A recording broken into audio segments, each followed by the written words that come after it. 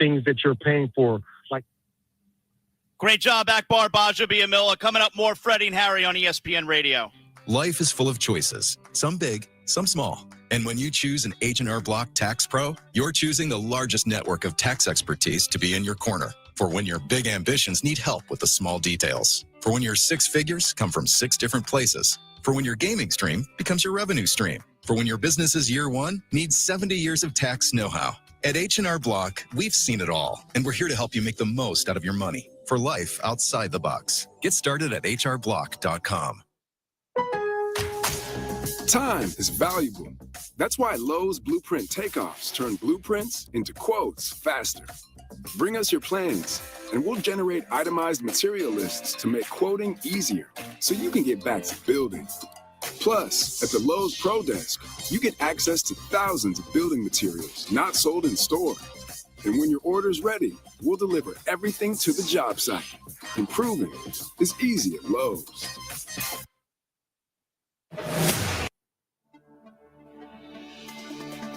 Your forecast brought to you by VTRN meteorologist Matt Ferguson.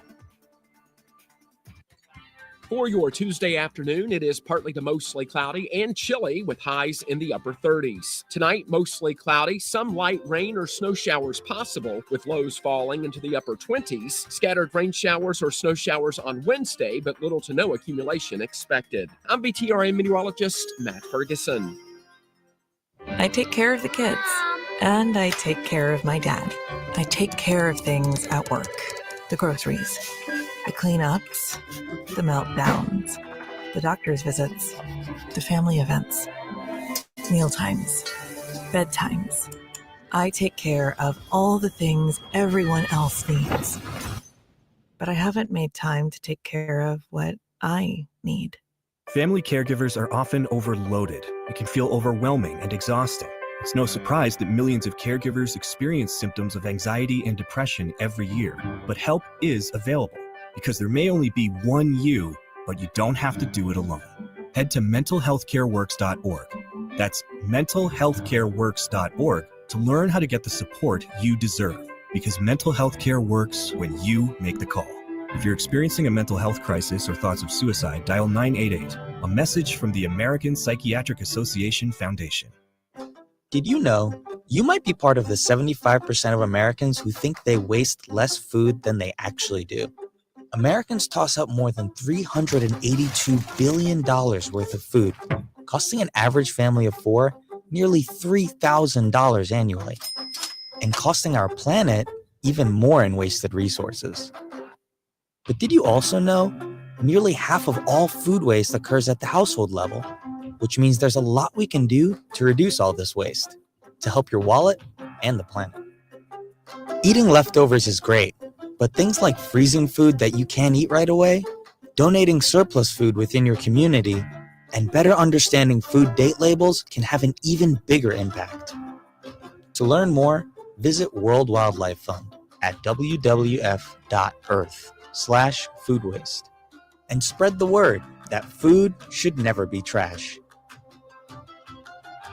UVA coach Ryan Odom recently joined the Fast Lane to talk about how his team will look different from a Tony Bennett-led team. It is going to look different in JPJ. Shots are going to go up quicker. It's just the way that we play. We're going to crash the offensive glass. That's going to look a little bit different. It's not to say that coaches' teams didn't crash. They did, but they had a very specific way of doing it that's different from the way that we'll do it. I think it's going to be fun for the fans to see a new style in here. And again, the goal is winning. And so whatever we have to do to make sure that is the number one important thing, we're going to do that. Listen to the Fast Lane weekday afternoons 5 to 6 p.m. on VTRN Sports, 93.3 FM, 1320 a.m., the VTRN Sports app, and open your smart speaker. Ask VTRN Sports. You're listening to WVGM AM and FM Lynchburg, now powered by ESPN Radio and streaming on the VTRN Sports app. Get more on the Sheeler Motor Mile, your trusted dealer serving Southwest Virginia and surrounding areas for over 50 years. With more selection, more value, and more finance options. Plus, your trade is worth more. Shop local and save more with straightforward pricing, plus exceptional service and selection. Your search ends at the Motor Mile. Choose from over 900 quality pre-owned vehicles, plus a massive selection of new car brands in Southwest Virginia. Honda, Hyundai, Toyota, Subaru, Kia, Chevrolet, Mitsubishi, Chrysler, Dodge, Jeep, Ram, and now Buick. Plus, the used car superstore. 12 new new car brands, 900 used vehicles, one amazing buying experience. Volume selling means volume pricing, and we've got more than any other dealer in the area. The Sheeler Motor Mile delivers choices. Here's the difference. Sheeler owns the finance company and makes getting approved for credit simple and easy on the Motor Mile. Flexible financing options for every budget to get you on the road fast. Get more on the Sheeler Motor Mile with a certified friendly staff and no games, no gimmicks. The Sheeler Motor Mile, now in Christiansburg, Radford, and Pulaski. Call 866-SHEELER1. Always open at Sheeler.com. Hey there, Jane Lynch here. You want to hear something funny? Too bad. You want to hear something uplifting that will inspire you? Good. Because today, I want to talk to you about Direct Relief, a humanitarian organization that does seriously good work when it counts. Fires, hurricanes, earthquakes. When disaster strikes, Direct Relief immediately shows up with medicines, medical supplies, and everything doctors and nurses need to save lives. Let's ship her out! Every day across the United States and around the world, they're making an enormous difference. If someone needs help, Direct Relief helps. No politics, no red tape. Hey, what you doing over there? Oh, I'm packing insulin for kids with diabetes. See, every box here is literally a lifeline for someone in critical need. So check them out at directrelief.org and donate if you can. You might just bring a smile to someone's face. The holiday season may have passed, but the deals at InsaneRadioDeals.com, they're everlasting, especially when it comes to your favorite food joints in the Lynchburg area, like 801 Raw Bar and Oliver's on Rivermont, the Caribbean Jerk Pot, Yamada, the Yard on 5th Street, Ballard Brewing, and Downtown Cairo. $50 gift cards for only $37.50. Deals that you can only get at InsaneRadioDeals.com. So start your New Year's and your taste buds off right with these local food joints. Our listeners depend on us for traffic, weather, news, and sports. But unless Washington acts, big tech companies could shut us up and shut us down. Big tech takes advantage of outdated federal regulations that could put us out of business. It's wrong. Text radio to 39179 to tell Washington to modernize decades-old restrictions on local radio and TV stations before big tech makes us disappear. This message furnished by the National Association of Broadcasters and this station. Thank you. I don't need to be first. Whoa!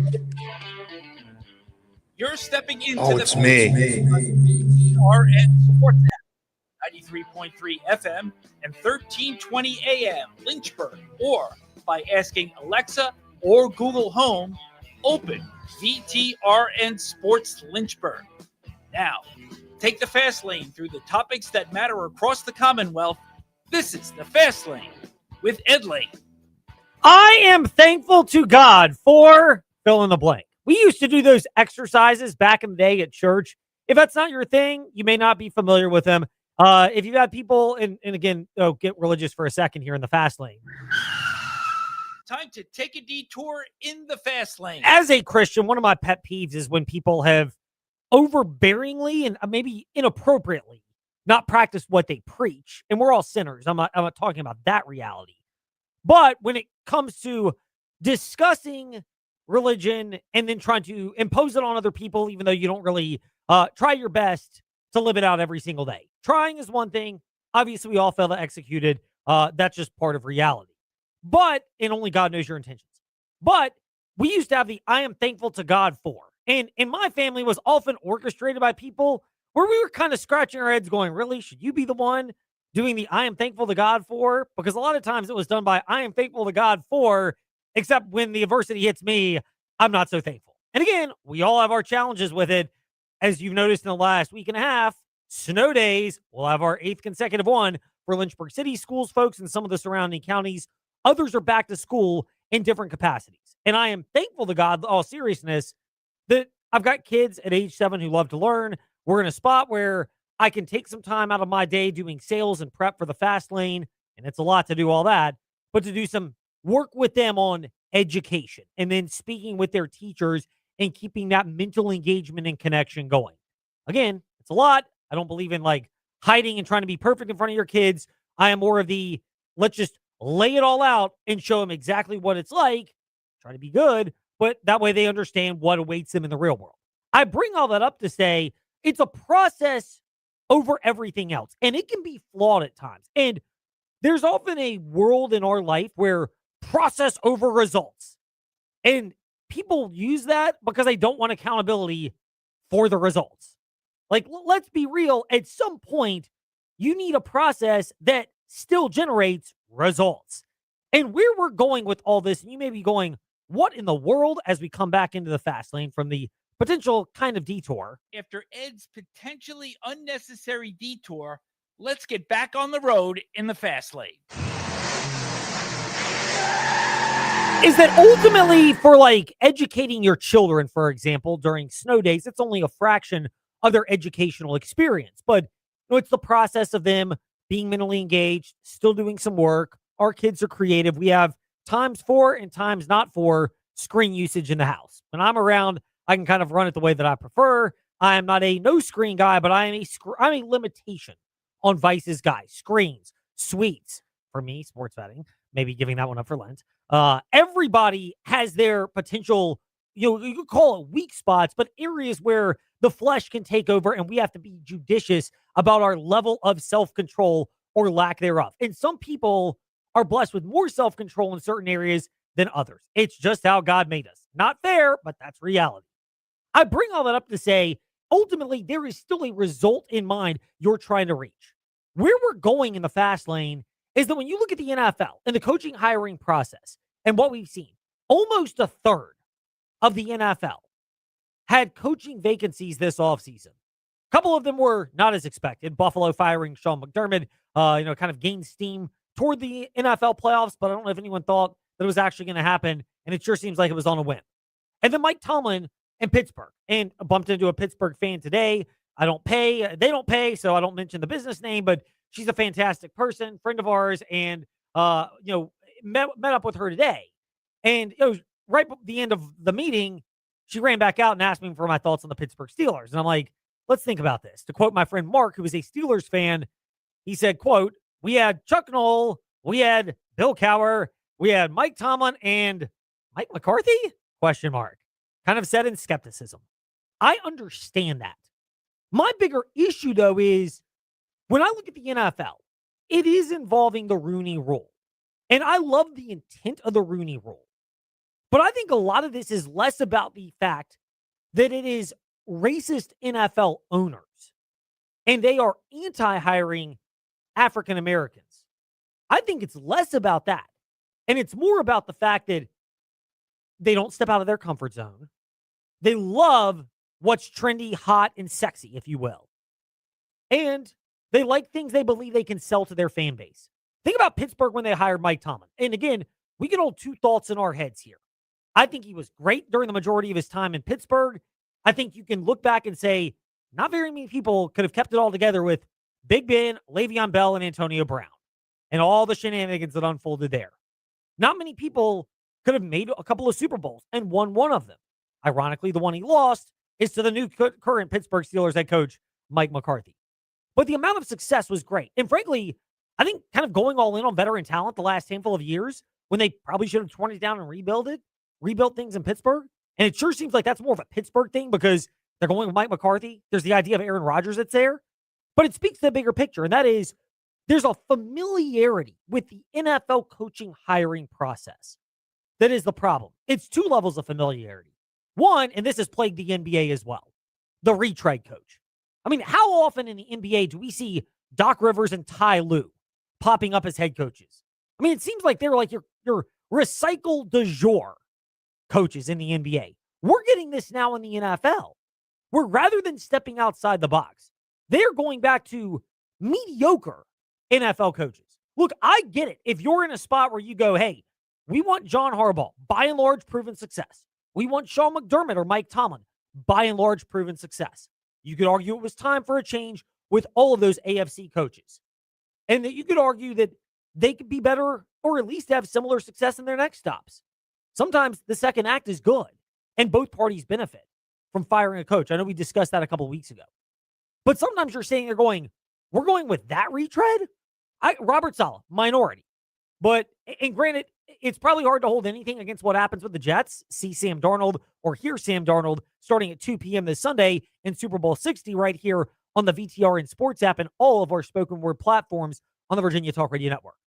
But the familiarity problem in the NFL hiring is not, I don't think, TJ, race-based. I think the lack of racial diversity is a byproduct of this.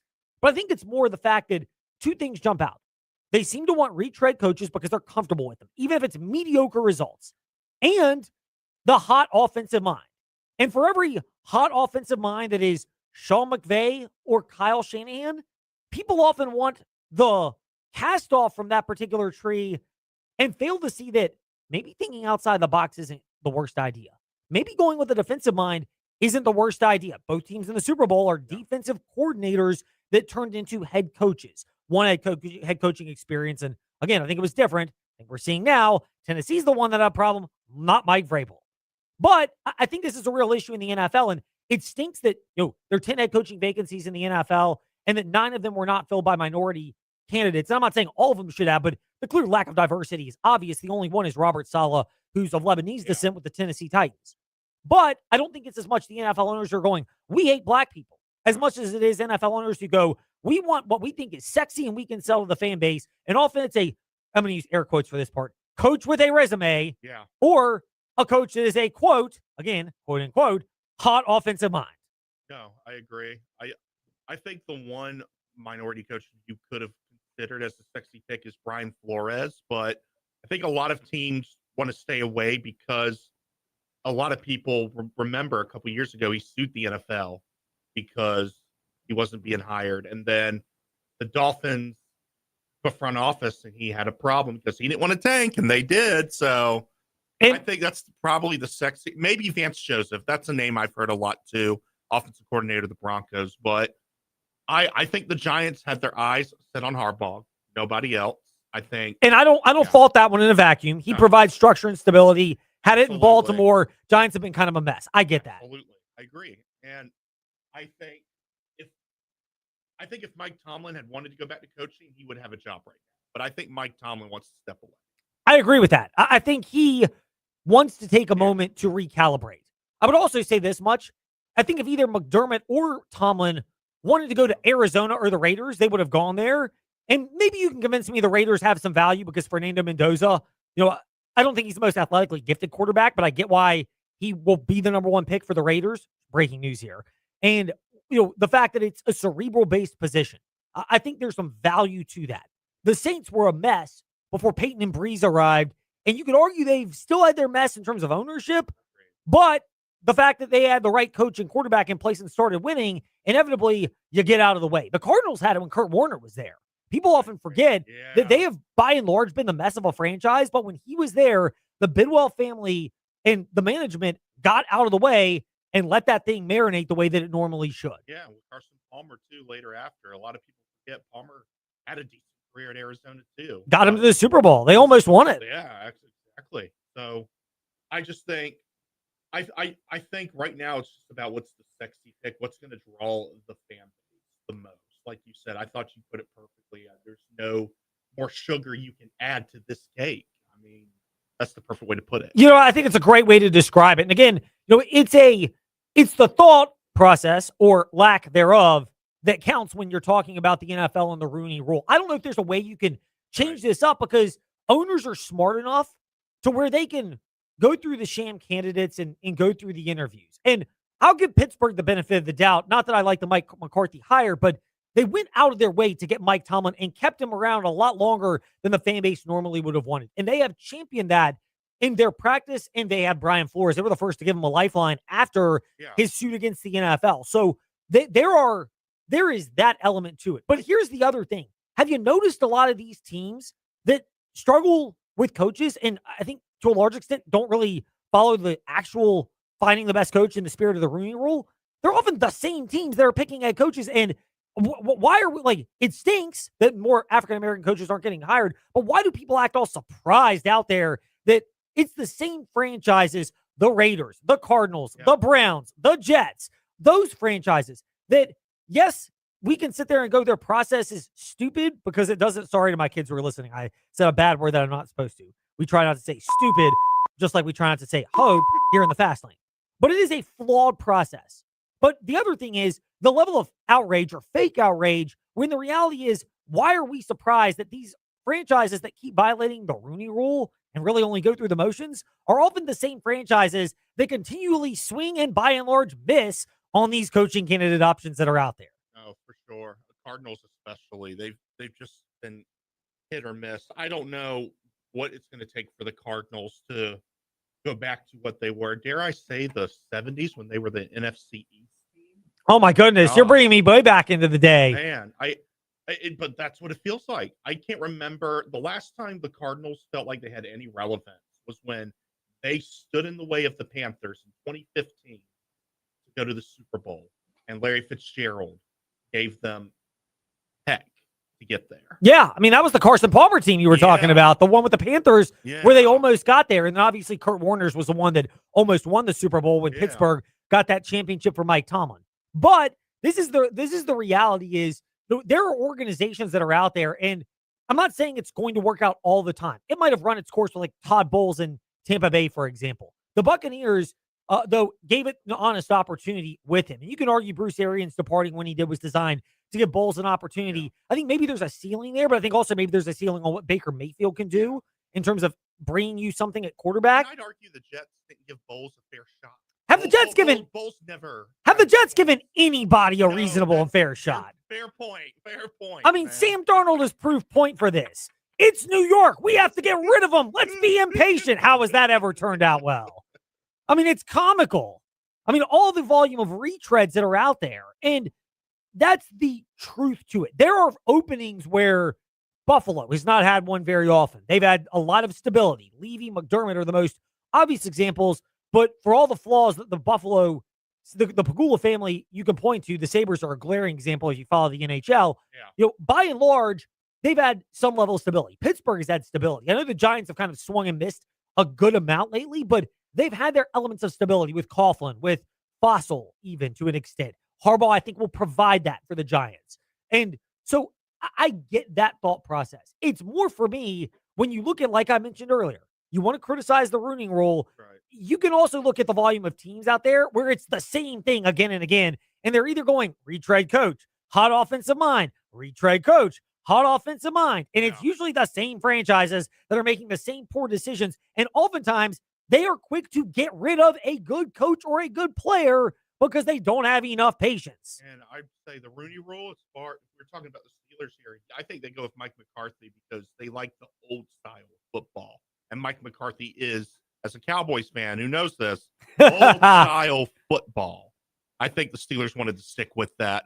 Thus why Mike McCarthy, the biggest blindside hire this offseason. Yeah, I think it's a reasonable one. I mean, Buffalo, I get it. He was going to, if you got rid of Sean McDermott, you almost had to get an offensive coordinator or an offensive type coach. I would have gone back to Brian DeBall. So from a tactical standpoint, yes. From a leadership standpoint, that's where I go with the head scratcher. And I'm not saying Joe Brady is the right candidate. Yeah. But I get the line of thinking there.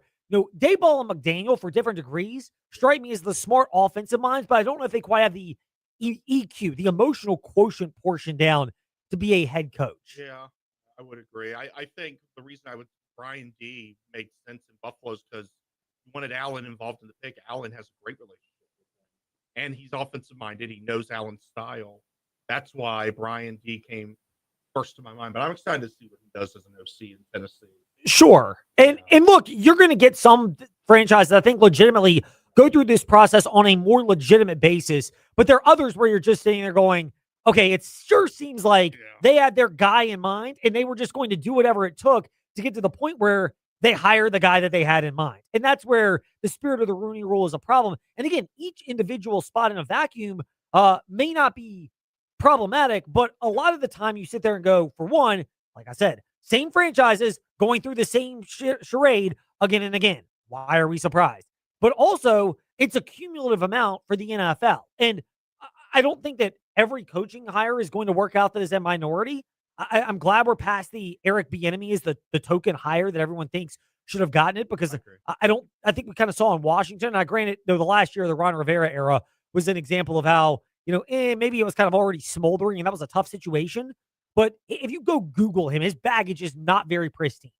But from a pure can he do the job standpoint, That's where I would like to see more coaches get that opportunity, because if you're not the hot offensive mind, and for every obvious hot offensive mind like a Bang Johnson, there are a bunch of others where it seems like, are they really that hot? Or is it just they're, quote, close to the tree, end quote.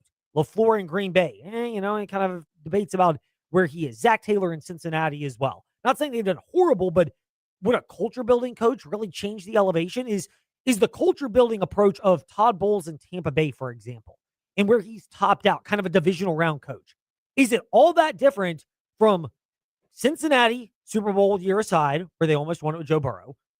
Or is it all that different from Green Bay, where they're all they're not quite conference championship or Super Bowl teams?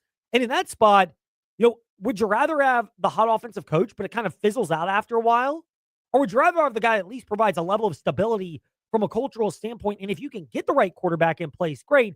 And frankly, have the right offensive coordinator, maybe you can actually figure some things out and have some stability over a longer period of time. Speaking of the NFL, speaking of dark clouds and different levels, there are more of those to discuss when we come back in the Fast Five at 5-ish. Then we will get into the weeds on the Virginia Tech Lady Hokies. I mean, let's be real here. The Virginia Cavaliers and Virginia Tech men's basketball teams kind of went predictable the last week or so. We'll explain that. Virginia Tech, they're off until NC State this coming Saturday. Game 2 of our Saturday slate after Syracuse UVA. We don't carry all Virginia games, but we get a couple here and there.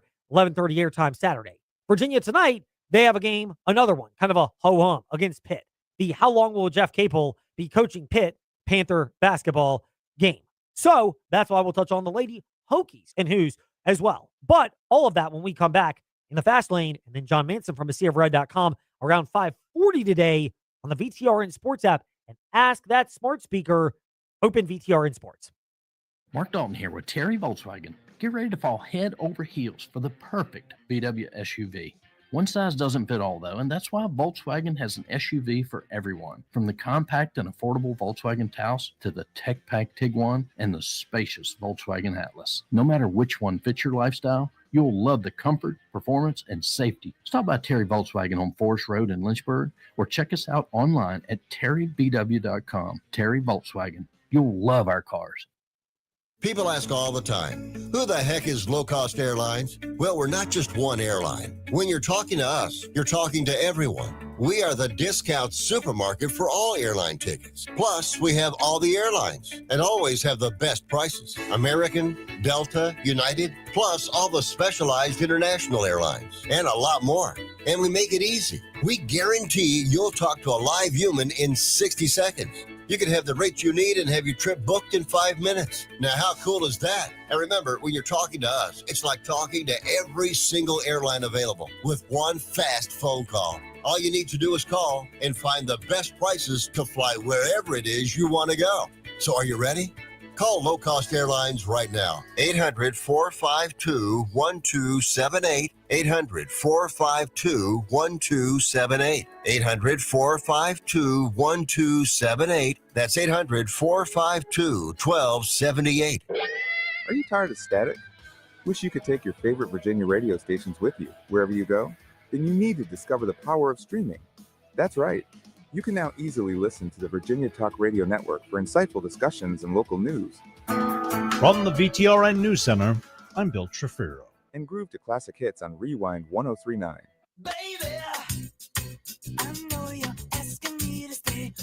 All from your smartphone, tablet, or computer. No more fiddling with the dial.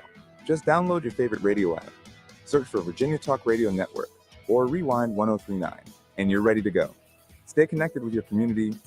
Good morning. This is Kimberly McBroom in the WDBJ 7 newsroom with our Virginia Talk Radio Network news update. And enjoy the music you love anytime, anywhere. Streaming the Virginia Talk Radio Network and Rewind 1039. It's that easy. Virginia Talk Radio Network. Rewind 1039. Now streaming. Check out every game of March Madness on VTRN Sports, 93.3 FM, 1320 AM. Open VTRN Sports on your smart speaker and stream on the VTRN Sports app. Hey, this is Virginia Tech analyst and former Hokies tight end Mike Burnham. You're listening to The Fast Lane with Ed Lane and Trey Lyle. Join the chat at Trey Lyle VT and Fast Lane Ed Lane on Facebook, Twitter, YouTube, and Instagram. We have a lot to get to, but we have a lot of time. until Jon Manson from CFRed.com joins us. By a lot, I mean like 15-ish minutes, because he'll join us around 5:40, 5:45 or so today here in the Fast Lane. He'll talk Liberty University. We talk the other Liberty right now to kick off. It's time for Fast Five at 5-ish. 5-ish minutes on 5 relevant topics done around 5 p.m.-ish. Ish, because our counting skills are kinda ish. Let's start with number 5. Liberty High School. They have tapped Corey Mason to be the acting head coach following the tragic and sudden passing of John McSweeney last week. They are slated to return to the court Friday at home against Brookville. I give all the props in the world to the Liberty Minutemen, to the boys on that team, the coaching staff and the support staff around them and their parents and the entire school and the athletic department. And let's be real, the community of Bedford as well, for rallying around Liberty during this. Their victory is just giving it a shot. However things go, the victory for them is giving them a shot.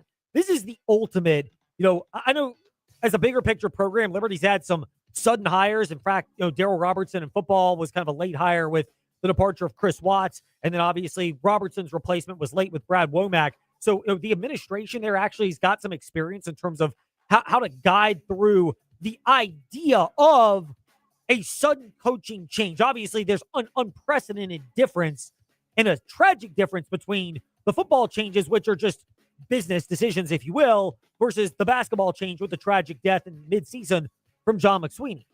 But give a lot of praise to that community out there. The victory for Liberty, and I think this is the ultimate thing worth remembering, is the fact that they are giving it an effort right now. And Corey Mason's in a very interesting spot where I don't think you can really judge him particularly negatively, but even maybe not full body of work based on what happens the remainder of the year. Although I will say this, just keeping that team together and organized, focused, galvanized, having the right level of intensity and effort, and playing with purpose and passion. The results may vary, I get that. But having that attitude is the number one objective for him. And focusing on playing to the best of your ability while understanding that there is a lot of weight going forward.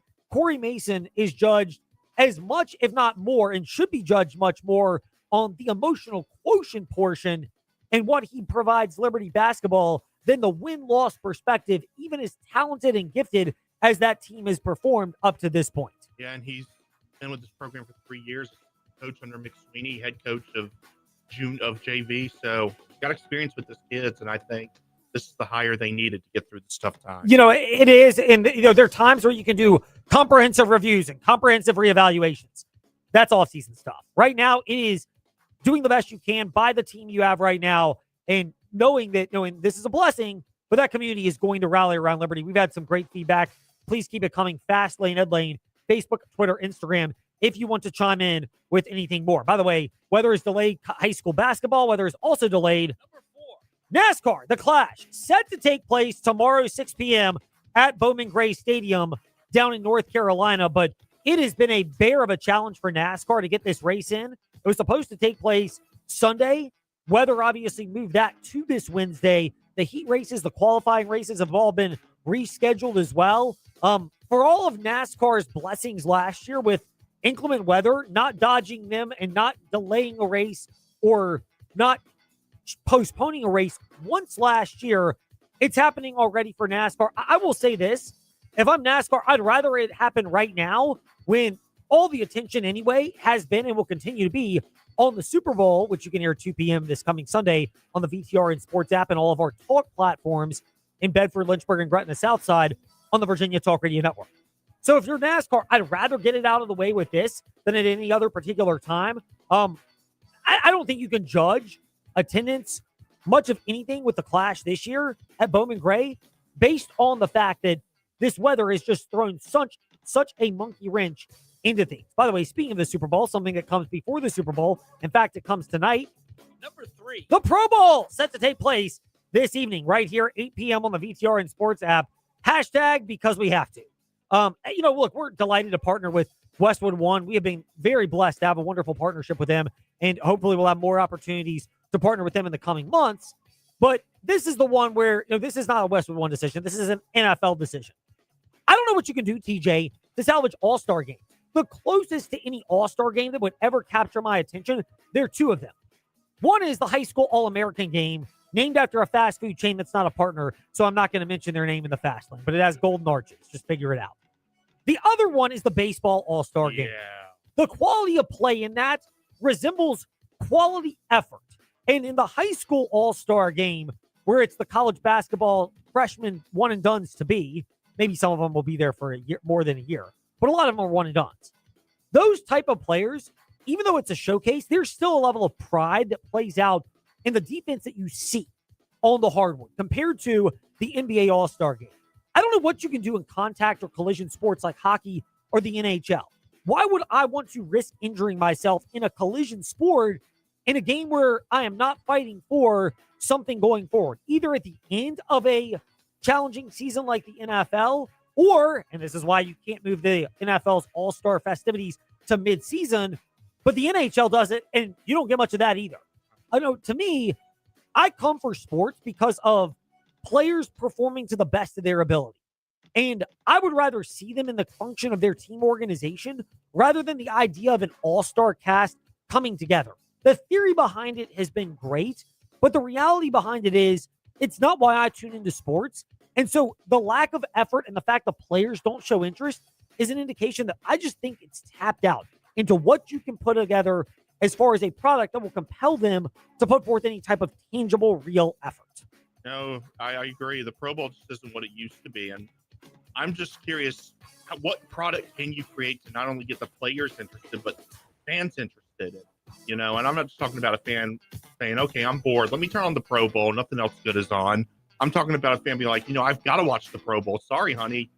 You got to watch the kids a little bit longer. The last time I watched the Pro Bowl, and not to bring up morbid memories here in the fast lane, but it's going to come across. But seriously, the last time I watched it was my wife and I were on the couch, and it was the day that Kobe died in the plane crash. God. And so I'm tuning in because the TMZ report came first on social media back when social media was moderately less toxic. It's been that way for a while. But the social media report came in, and so I tuned into the Pro Bowl, not to see the Pro Bowl, but to see the reaction of the people on set. And at what point it became obvious that even though they had not talked about it, that someone had planted in the ear of the studio hosting team for ESPN that Kobe was involved in a plane crash and believed to have been killed, which obviously we know ultimately was sadly proven to be true. And that's the only reason why. And it's not necessarily a morbid. It's me in sports media going, you can start to see the ticks and the signs in facial disposition, body language.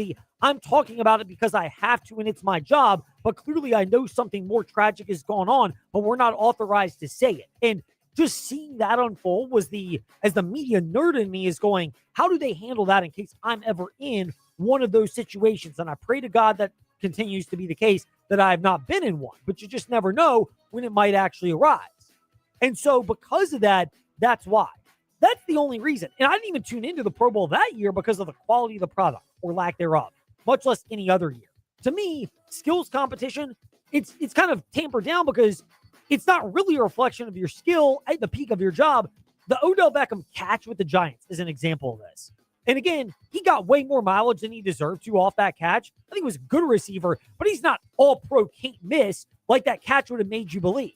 But that was in the heat of the moment against the Dallas Cowboys on Sunday Night Football. That's different than you tried to recreate that play in a flag football setting where all the other chaotic elements are not unfolding to make it as spectacular of a play. And same thing with dunks or contested threes in an NBA game, or wicked wild shots in an NHL game, or big home runs in a baseball game, or strikeouts on the big stage. Yeah. The tension and the surrounding chaos and the ability to perform under that is part of what makes those moments appealing, and you can't manufacture that no matter how much you try, even for monetary purposes, in an all-star game setting and festivity. Meanwhile, speaking of tension-filled moments in the heat of pressure, number one, Elena Rybakina, Carlos Alcaraz, both winning the women's and men's Australian Opens, respectively. I know this isn't a big limb to jump, but Rybakina has now won 2 Grand Slams. The belief that she will win 4 in a row, or could win 4 in a row, with the amount of baggage that historically has followed her around, especially with her coach, Stefano Vukov, who is, just Google Elena Rybakina coach. There's some potential unique relationships that may or may not have been beyond the physical dynamics of coaching, but other physical elements that could also have been involved in their relationship. Wink, wink, nudge, nudge. I'm not so sure that that's a healthy relationship, and I believe that they're going to be able to juggle that consistently over a period of time. It seems more like a peaks and valleys relationship.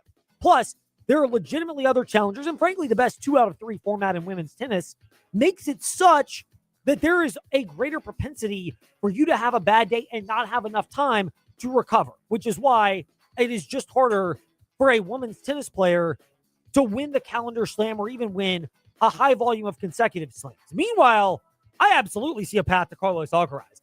He's got 2 legitimate challengers in the men's game right now. One is Novak Djokovic, who I don't think was ever really in danger, even though he won the first set, of beating Carlos on Sunday.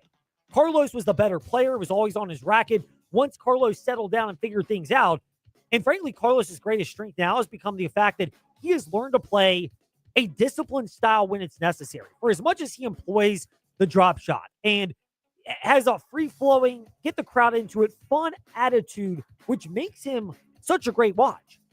He also has shown, Sinner in the U.S. Open, Djokovic in the Australian Open finals, that he can go into a lockdown mode where it is more disciplined. That makes him more deadly than all the other athletic skill sets because we all know those natural gifts are there. But he's won the last 2 Grand Slams. He has already won, in consecutive years, I might add, the French Open and Wimbledon. Will he get the calendar slam this year? He's 7-1 odds. I don't quite like that when, if you just parlay, or I should curse for a second here, when you parlay the results of, just the odds of Carlos as he's listed for each of those tournaments, it's closer to like 10-1 or 12-1. So the listed value of 7-1 is not a great proposition for Carlos to get it. Now, I think he could. I'm not putting it past him, but Sinner is the other logical challenger. Do I think Carlos could win and should probably be expected to win at least 2 this year? Sure. Could he win 3 this year? Absolutely. Could he win 4? I don't put it past him. And I may throw a bet down because I am so infatuated by Carlos.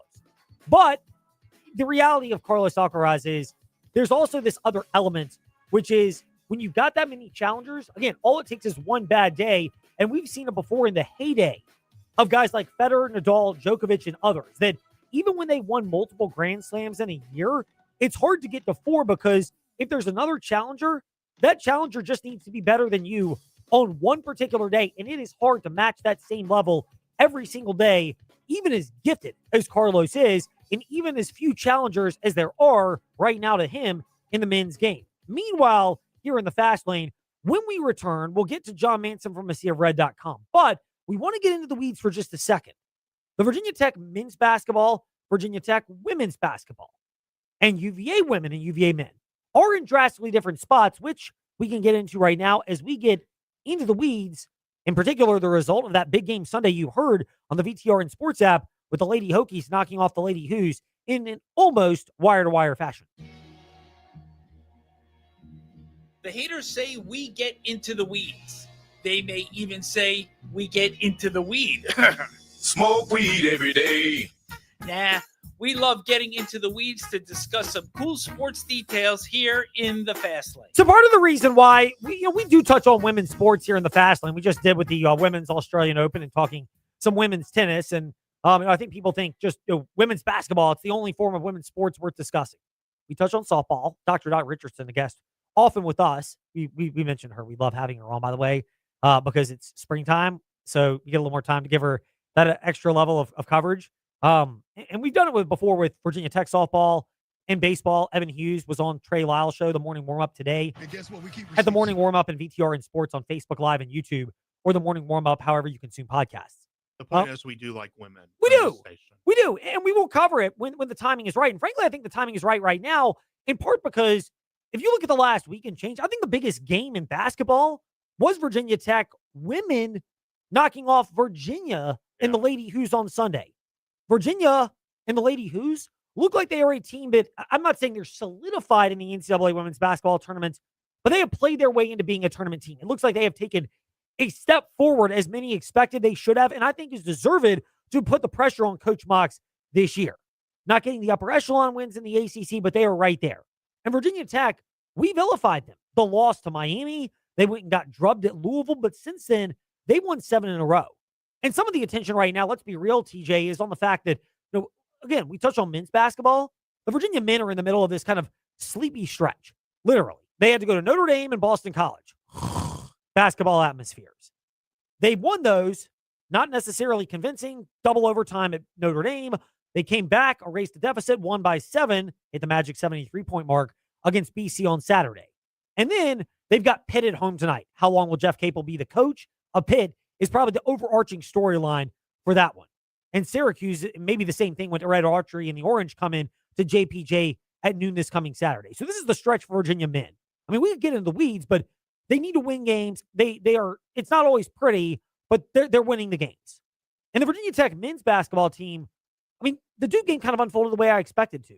They fell down early. They fought back, got it to within 6, but just didn't quite have the horses to ever get over the hump. And ultimately, Duke pulls away late and wins 72-58. And then they get a week off before NC State this coming Saturday on the road, a game that you can hear right after Syracuse UVA on the VTRN Sports app. So the men right now, TJ, right now, I would just say it feels like they kind of are where they are, at least at this juncture for Virginia and Virginia Tech, which is why the women are so compelling. And the fact that what we saw was really impressive from Virginia Tech's women's basketball team this past Saturday. One of them is just the fact that they buckled down and showed a level of grit and determination that, frankly, was reason to be questioned. Maybe not in the Louisville game, which was the last loss, but the one before that where they blew the lead to Miami and lost in Castle Coliseum. That's one where you're going, can they show that level of grit? They don't always have the biggest team in terms of height and size, but you want to see that extra component. And Megan Duffy really praised that after the win against UVA on Saturday. I'm just extremely proud and grateful for the grit and effort they showed tonight. Hard-nosed, physical game. I thought they were just relentless with staying in the moment, fighting for each other, fixing things as we went. Just overall, just love the grit of this team. And the thing I could say this about Virginia Tech, and I think you could say this about the men and the women, TJ, is it's not always been pretty, but they both kind of hit those lulls. Virginia Tech men had lost 3 out of 4, with those losses being just last-second kind of gut-wrenching losses. And how did they snap out of it? But they got aggressive, and they started driving to the bucket. And it wasn't pretty. You have to make free throws. It makes the game close. You're sacrificing the 3-point attempt, even if it's not going in, versus just getting points, finding it, seeing the ball go in. And the Lady Hokies did the exact same thing this past Saturday. Carly Wenzel, 20-plus free throws. That's impressive. And it's not the only one. They shot, again, when you get over 30 free throws, and we've seen it for the Lady Hokies and the men's team, that's a really impressive thing. And Carly Wenzel discussed how important that was. I love that I was able to keep my poise and take the hits, but I'm not happy with my percentage. But that's all mental. It's something you can't really just lean on and focus on too much. I'll make them next game. I'll make them in practice on Tuesday. So I'm grateful, but I wish it went a little bit different. Well, sure. I mean, that part's understandable, but the fact for Virginia Tech is that's been one thing that they've relied on in women's and men's basketball is when it's not been great, you go to the rim. Wenzel drew 13 fouls. That is insane. Like, she is almost essentially, if you add one more and you split it over the half, 14, 7 and 7.5. She is literally responsible for getting the Lady Hokies into the bonus. Like, literally responsible. That's impressive. 20 foul shots, one shy of the team total. Virginia, 16 of 21. And 21 is not a bad percentage for Virginia. But it's where Virginia Tech really elevated it. Not to mention the fact that, Mackenzie Nelson also went 8 for 12 from the charity stripe. 2 players getting you above the 30 free throw attempt mark. That is an impressive thing. And it goes into this idea of learning to stay aggressive. I think we've been learning that throughout the year. And, we've had a lot of different moments, whether that was in non-conference or, we've been in some games where, we were down and came back and won, like Clemson. We've had a couple where similar to, like the Miami game where we were up and kind of lost the lead. And the more experiences that these women can be put in, the more they're going to get confidence. And we try to prepare as hard as we can for every situation. I'm sure they're probably annoyed by that sometimes, but at the end of the day, when they go to the showtime, like you want them to be able to, be confident in their abilities, whether that's making free throws, whether it's rallying around each other to get a defensive stop or execute a play. And yes, rallying around to get a defensive stop, to be aggressive. It's the right mentality and mindset.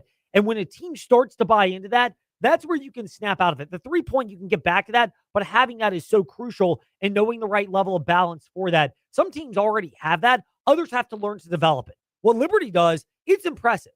Liberty men, and we'll get to that in a moment. But they've had that because they have a core.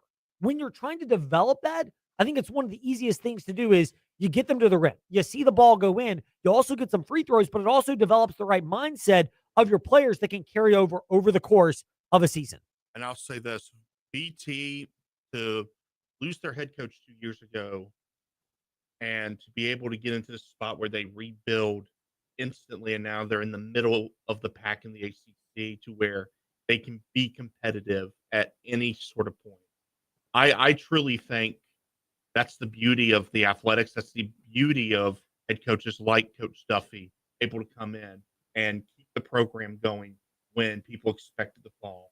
Yeah, it is. And that's a big part because Kenny Brooks was great at Virginia Tech. The loss was painful. I get it. Kentucky's a really good team right now. And when you're Virginia Tech, every time you see that, you're going, what could have been if that was only us?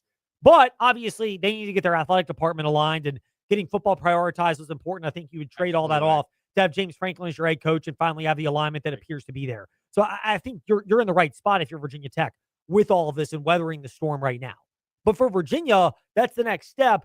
Virginia, they've shown progress. But that game Saturday, which is why it's a barometer, is a big key to that. Meanwhile, when we return to the fast lane, I don't know if you can even call it progress. It's just steady as it goes. Still undefeated in Conference USA basketball play.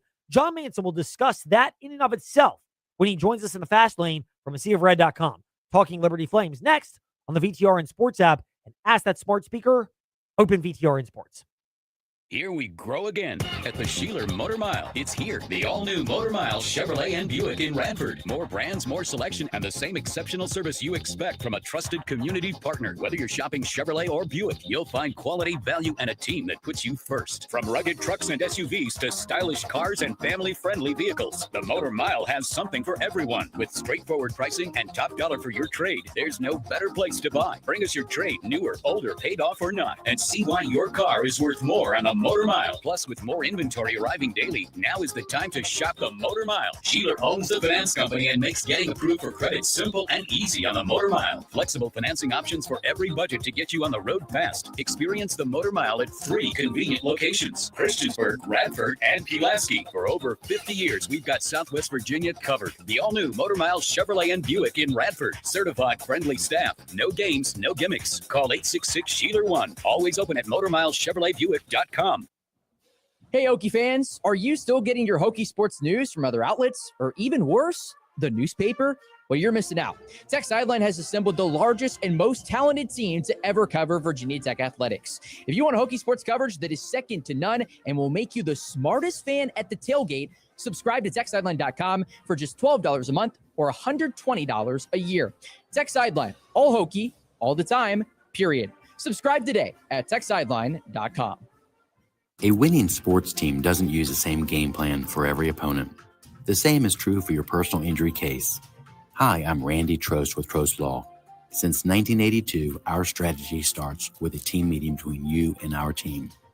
We'll learn about your case and craft a custom game plan. Then we'll fight for you every step of the way to get a winning outcome. We hope you never need our services, but if you do, we're one phone call away at 777-HURT or trostlaw.com.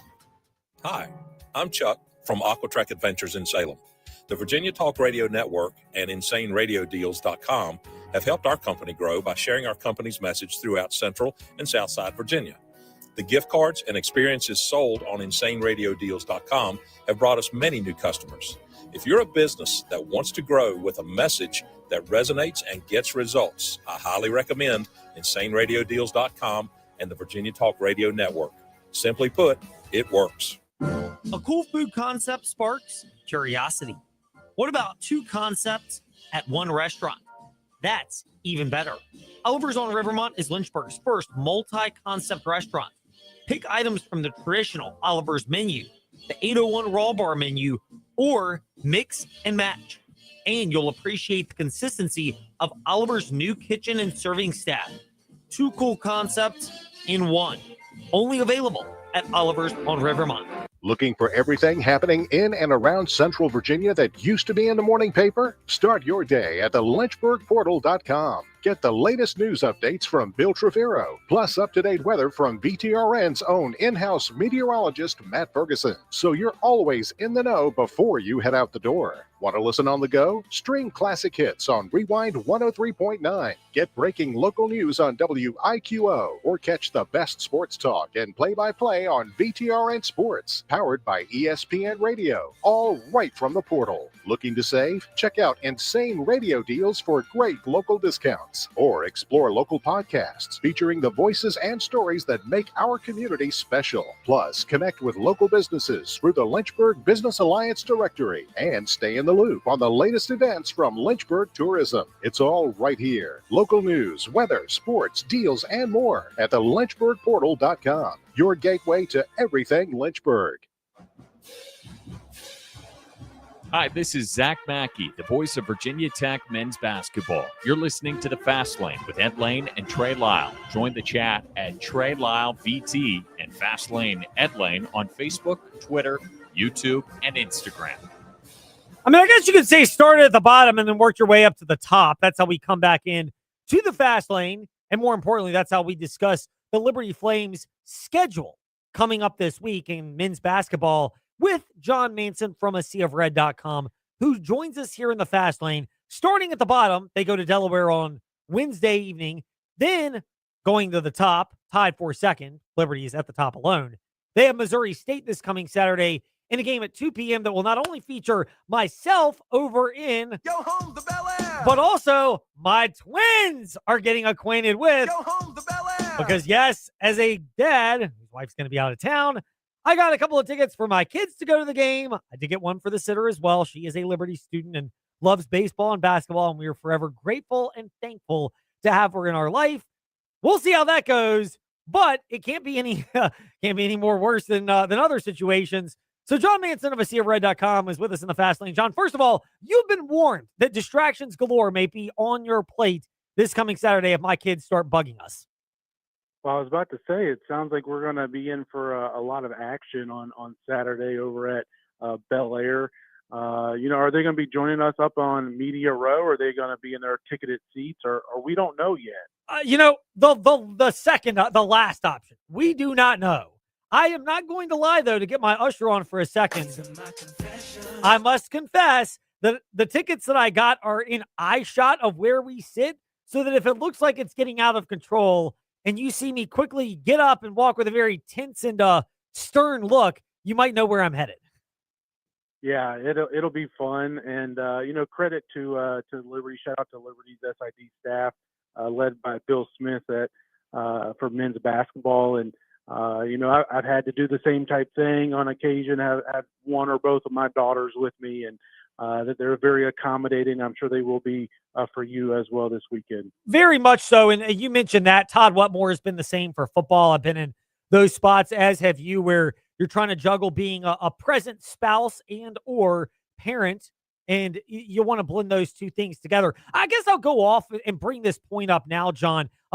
We bring this up a lot when it comes to just the atmosphere at Liberty and the game excitement and everything else. How underrated is it, though, the fact that, first of all, you may get some people pushing the limits a little bit when it comes to tailgating and football. I'm not going to deny that maybe it happens from time to time, but relatively speaking, it is a very family-friendly atmosphere for all sports at Liberty, and as such where, especially when you've got young kids like myself and like yours were not too long ago, you can feel pretty comfortable that they're going to be able to go there and not be exposed to some unnecessary behavior.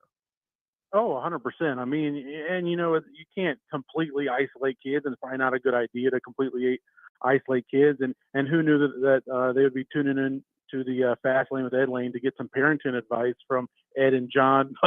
But no, it's a great place to very family friendly environment, and around a lot of families, young families around the Liberty community, and it's great. I mean, I grow up going to sporting events all over the Southeast, ACC country. I'm sure you did similarly as well. And you didn't always run into those type of environments. And I've taken my kids to obviously a lot of Liberty events, but home events, but we've gone to a few road events as well too. And I forgot to forewarn them that the environment, opposing fans aren't always as friendly as the Liberty environment is, the Liberty bubble, if you will. So yeah, I mean, if you're a Liberty alum or just a sports fan that's a young family, I mean, I can't think of a better place to spend, if you like sports, to spend a Saturday afternoon or a Wednesday evening or whatever the case may be at a Liberty event. And there's tons of events at Liberty as well too, whether it's football, you got spring sports coming up, softball and baseball, and then, obviously men's and women's basketball, which, we're right in the heart of right now. You teased it, and I am going to do the thing that might irritate some folks at Liberty. I'm going to hold off on asking about all the other environments for Liberty sports because we'll have plenty of time when spring sports arrive. Softball expected to be great once again. Baseball as well. They're kind of in the thick of a pretty loaded CUSA slate. And then there are some other fall sports even where you can take your kids and enjoy a good time. But basketball is the subject that we get to discuss. Are people taking for granted the fact this team is 10-0 over halfway through the Conference USA slate? Yeah, I mean, it's kind of funny that you said that. I actually had a very similar conversation with someone earlier today about that. And I think part of it is, Liberty lost, 3 or 4 games there in, what was that, late to early December, or late November to early December, with the trip down to Orlando over Thanksgiving week. Lost 2 games there, and then lost by 40, a humiliating loss, which we've talked about before, to the Wolfpack. And, just in that moment and coming off that 3 out of 4 game losing skid, it just was a deflating, week or two to be a Liberty Flames basketball fan, and especially with that, humiliating loss down in Raleigh. But since then the team has turned the page and they haven't lost since then. They've won 12 straight. I mean, going on almost 2 months without losing a game. Obviously went unblemished in the month of January, and it all started with that win at Dayton, which was a quad 1 win there for a little while, but the Flyers have struggled here recently, and I think they've dropped 3 straight. But Liberty has continued to turn the momentum on, and it's been this 12-game winning streak, this 10-0 start to Conference USA play that has this team, pushing up there to be considered. Again, we got, a whole month and a half left to go, so a lot of basketball to be played, but to be in the conversation, to be, where does this team, rank? Where can this team rank by the time the season's over as far as like some of the best teams Liberty basketball's ever had, which, probably most, if not all of them, have been under Coach McKay. And also, you're even more than that, talking about, a seed line, where can they get, a 12 seed is where you see them. Most bracketologists predicting the Flames right now. And then, could they get to an 11 seed if they, were to go unblemished in conference play, 20-0, which I think would be quite a lofty expectation and goal.